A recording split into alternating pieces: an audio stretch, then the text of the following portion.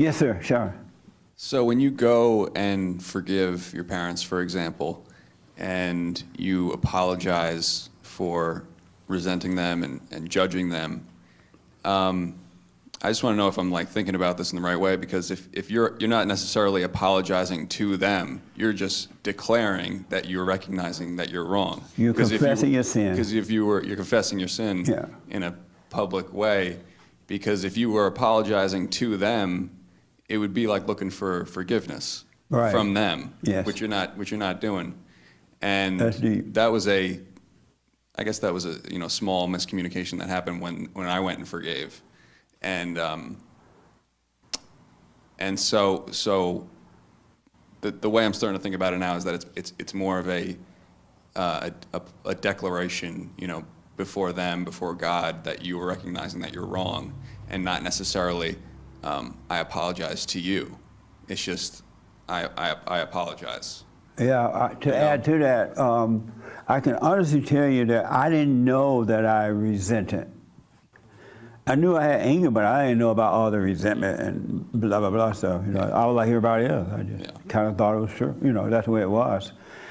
But then when I ask God to let me,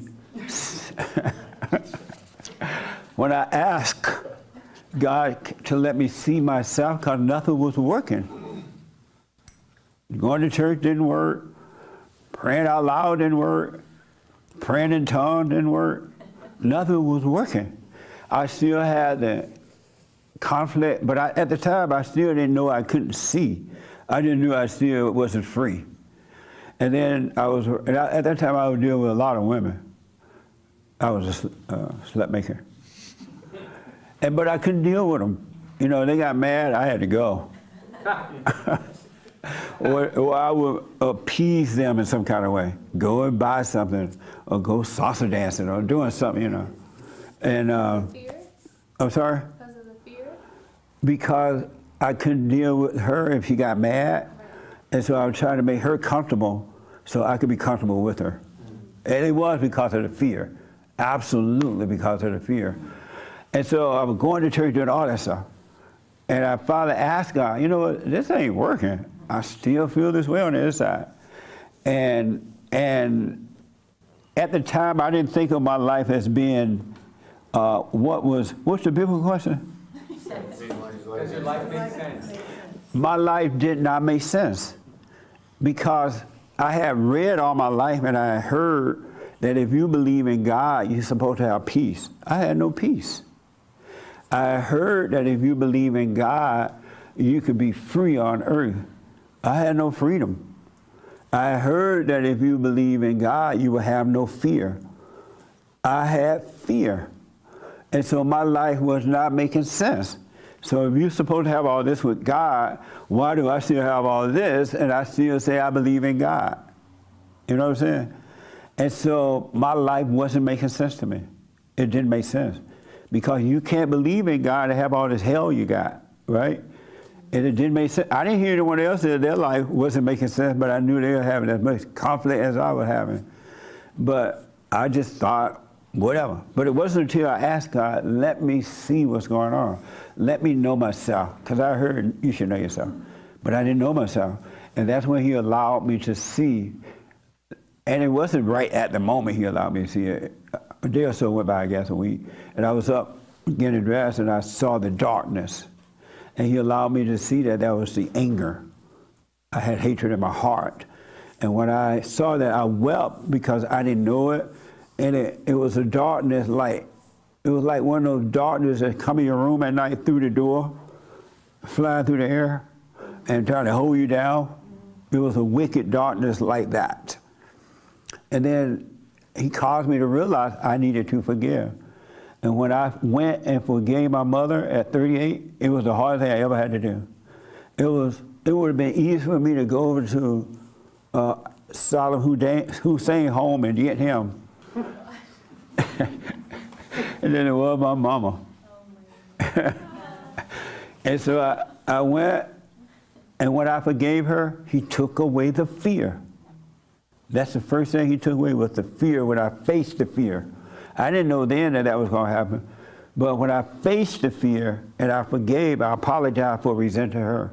I'm like, I've been resenting you all my life. I realize now I'm wrong. I can see that I'm wrong, that you couldn't help yourself, and everything changed. The fear was taken away, and 34 years have gone by. I've been through all kind of debates and all kind of stuff. But the one thing I noticed, I forgot that I used to have fear because I had no fear. He take the fear away. And you are saying, you're not going to accuse her of anything, call her names. You don't need her to admit to anything because you're confessing your sin. He said, go and confess your sin one to another, right?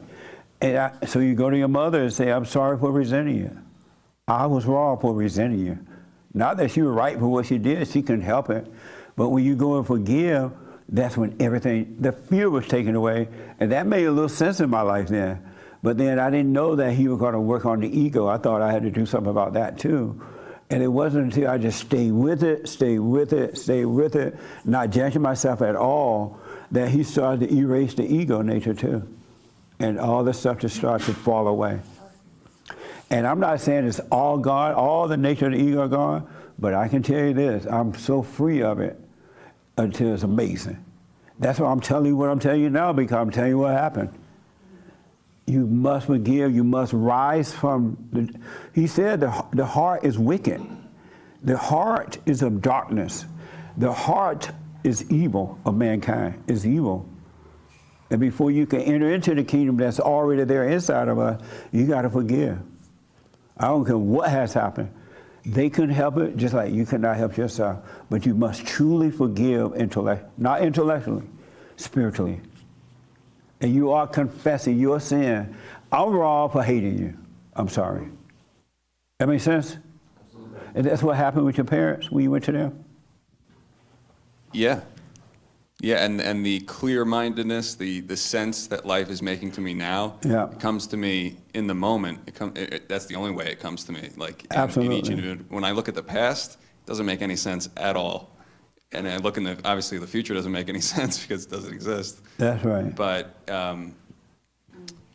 yeah, just it comes to me as I go, not necessarily something that I can foresee, or certainly not something that I can look back on. Yeah. Because I look back at what stuff I've done in the past and like different versions of myself, and it doesn't make any I can't even make any sense of it at all.